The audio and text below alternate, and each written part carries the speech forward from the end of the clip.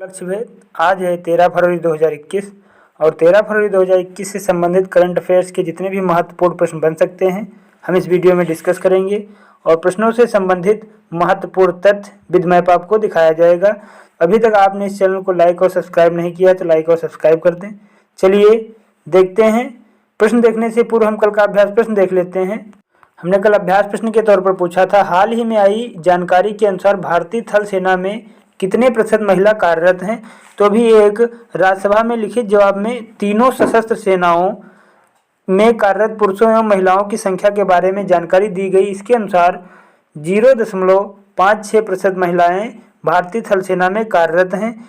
ये जानकारी भारतीय थल सेना में 0.56% महिलाएं कार्यरत होने से और भारतीय वायुसेना में मेडिकल एवं डेंटल कर्मचारियों को छोड़कर 1.08% महिला कार्यरत हैं भारतीय वायुसेना में, जबकि भारतीय नौसेना में अधिकारी स्तर पर 6.5% महिला कार्यरत हैं। तो इस तरीके से इस प्रश्न का जवाब सी सही है, 0.56%। अब आज के प्रश्न देखते हैं। पहला प्रश्न है, हाल ही में अंतर्राष्ट्रीय डार्विन दिवस कब मनाया गया है। तो अभी 12 फरवरी को अंतर्राष्ट्रीय डार्विन दिवस मनाया गया है और 12 फरवरी को ही राष्ट्रीय उत्पादकता दिवस भी मनाया जाता है। तो इस तरीके से इस प्रश्न का जवाब बी सही है, 12 फरवरी। नेक्स्ट क्वेश्चन देखते हैं। हाल ही में विश्व के सबसे पुराने जीवाश्म की खोज कहाँ की गई है। तो अभी मध्य प्रदेश में विश्व के सबसे पुराने जीवाश्म की खोज की गई है। अब यह खोज मध्य प्रदेश में की गई है। तो पहले मैप में देख लेते हैं। यह है मैप में मध्य प्रदेश। मध्य प्रदेश की राजधानी भोपाल है और मध्य प्रदेश राज्य का गठन 1 नवंबर 1956 को हुआ था। मध्य प्रदेश के मुख्यमंत्री शिवराज सिंह चौहान हैं और मध्य प्रदेश की राज्यपाल आनंदीबेन पटेल हैं। आनंदीबेन पटेल मध्य प्रदेश और उत्तर प्रदेश दोनों राज्यों की राज्यपाल हैं। मध्य प्रदेश के प्रमुख नेशनल पार्क में कान्हा, पन्ना, सतपुड़ा, बांधवगढ़, माधव, पेंच, संजय और ओंकारेश्वर टाइगर नेशनल पार्क हैं। तो इस तरीके से इस प्रश्न का जवाब बी सी सही है, मध्य प्रदेश। अगला प्रश्न देखते हैं। यूएस चैम्बर ऑफ कॉमर्स की प्रथम महिला सीईओ कौन बनी है, यानी कि चीफ एग्जीक्यूटिव ऑफिसर, मुख्य कार्यकारी अधिकारी। तो अभी Suzanne Clark US chamber of commerce की प्रथम महिला सीईओ बनी हैं। ये हैं सुजेन क्लार्क और यही यूएस चैम्बर ऑफ कॉमर्स की प्रथम महिला सीईओ बनी है। तो इस तरीके से इस प्रश्न का जवाब बी सही है, सुजेन क्लार्क। अगला प्रश्न देखते हैं। हाल ही में एसबीआई ने वित्त वर्ष 2021 में भारत की जीडीपी कितने प्रतिशत रहने का अनुमान लगाया है। तो अभी एसबीआई यानी कि स्टेट बैंक ऑफ इंडिया ने वित्त वर्ष 2021 में भारत की ग्रास डोमेस्टिक प्रोडक्ट यानी कि सकल घरेलू उत्पाद में 0.7% रहने का अनुमान लगाया है। अब यह अनुमान एसबीआई ने लगाया है। तो एसबीआई की स्थापना 1955 1 जुलाई 1955 को एडी गोरवाला समिति पर हुई थी। तो इस तरीके से इस प्रश्न का जवाब बी सही है, -7%। अगला नेक्स्ट क्वेश्चन।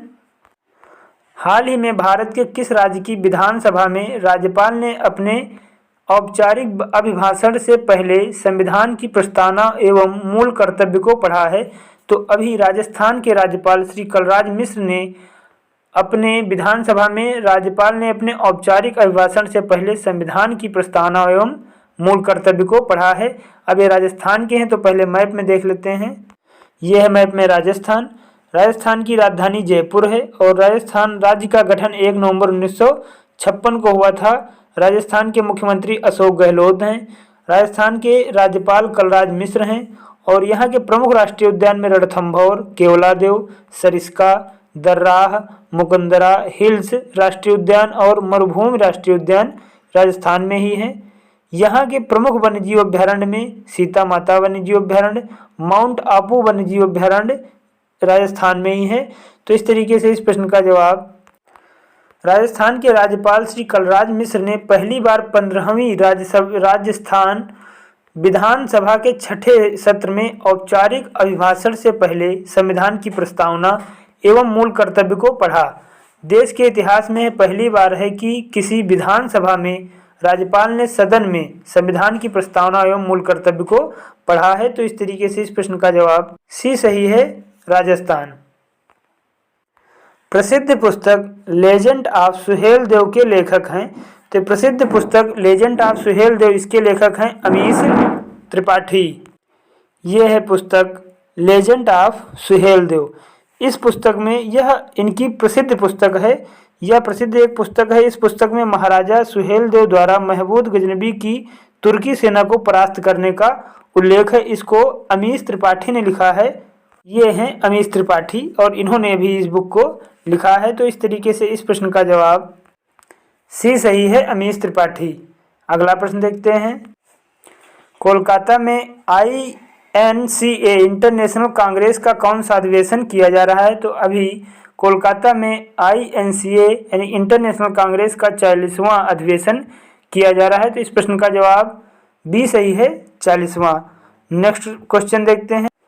पंडित दीनदयाल उपाध्याय की पुण्यतिथि को किस दिवस के रूप में मनाया जाता है?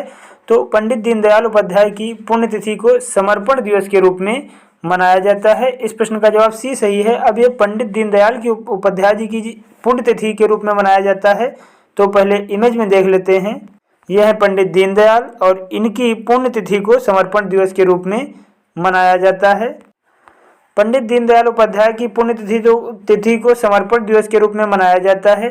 पंडित दीनदयाल उपाध्याय सामाजिक चिंतक, पत्रकार, राजनीतिज्ञ, लेखक, शिक्षाविद, वक्ता और अर्थशास्त्री थे।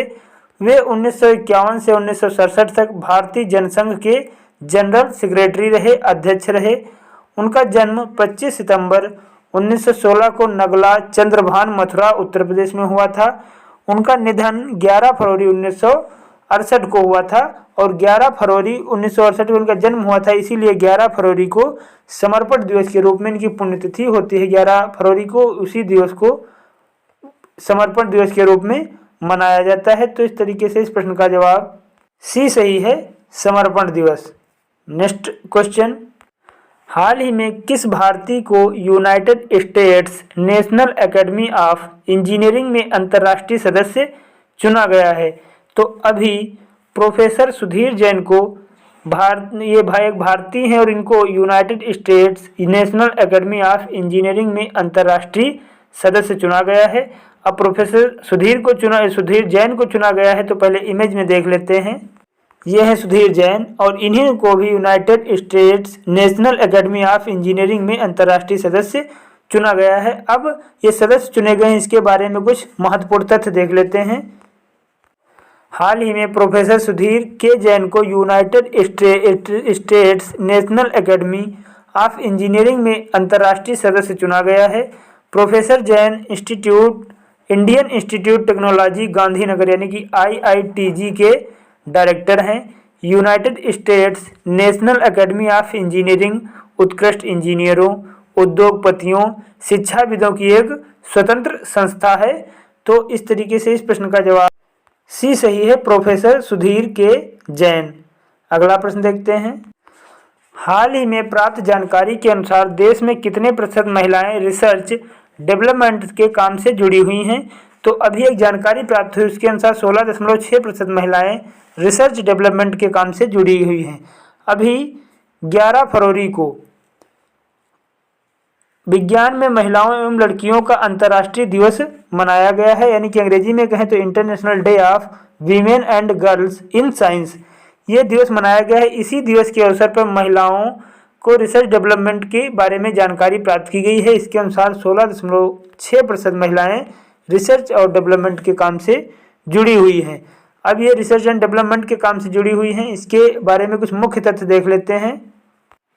विज्ञान एवं प्रौद्योगिकी मंत्रालय के अनुसार 2019-20 में 16.6% महिलाएं देश में सीधे तौर पर रिसर्च एंड डेवलपमेंट यानी कि R&D से जुड़ी हैं। संयुक्त राष्ट्र के मुताबिक भारत में STEM से 43% छात्राएं पढ़ाई कर रही हैं। भारत इस मामले में 17 देशों की सूची में पहले नंबर पर है। रूस दूसरे नंबर पर है, जबकि अमेरिका 34% के साथ 9वें नंबर पर है। भारत में काम कर रहे 2,80,000 वैज्ञानिक, इंजीनियर और टेक्नोलॉजिस्ट में सिर्फ 14% महिलाएं हैं। तो इस तरीके से इस प्रश्न का जवाब सी सही है, 16.6%। अब आज का अभ्यास प्रश्न देख लेते हैं।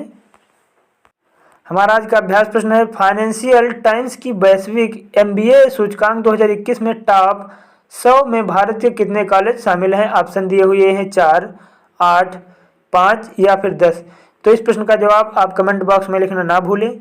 यदि इस वीडियो में आपको कहीं पर कोई डाउट है, कोई कन्फ्यूजन है, तो आप अपने डाउट को कमेंट बॉक्स में लिखिए, आपके प्रश्न का जवाब दिया जाएगा। यदि वीडियो आपको अच्छा लगा हो, हेल्पफुल लगा हो, तो आप इस वीडियो को लाइक, शेयर और सब्सक्राइब जरूर करें। फिर मिलते हैं अगले वीडियो में अगले दिन। तब तक के लिए आप लोग अपना ख्याल रखिए। धन्यवाद।